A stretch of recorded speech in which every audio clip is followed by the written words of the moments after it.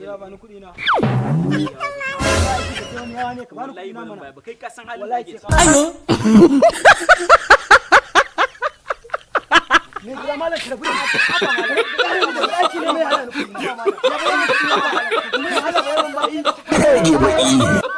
za ta haɗa. Haba malam. Sai Allah wannan yaran in bai sabo wallahi sai na san an hizba ko karota sun kama ni.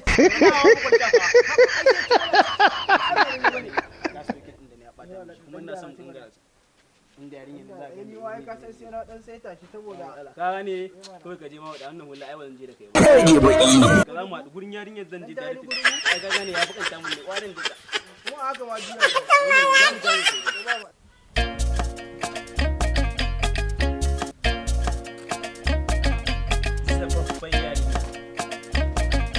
babban yarinya ko ne wallahi kwana da kin gani kwana biyu nan da kike bai ganni ba daga na dawo ne daga South Africa European side din ne a samu matsala to ina tsara ba ta kai tsarabaki oh my god wallahi tana cikin mota na yi amma but after in na dawo next time za a ce miki da ita kake da mu okay su kuma yin nan fa wallahi kaga kanwata ce ta fitalla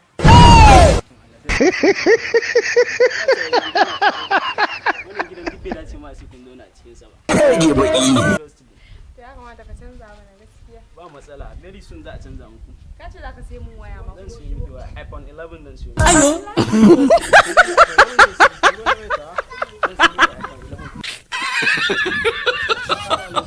ba ni kuɗi na. ayo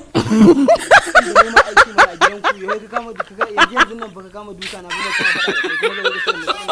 sai zuwa yazo yi miki ne miki ƙarya ko to da yanzu nan da gare mu ya ɗaya ma ne musu har da duka ayo kin san magauta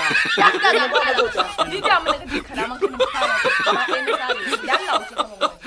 wani Allah sha sai na ma wulakanci wallahi ba ka zami da boza ƙarya ba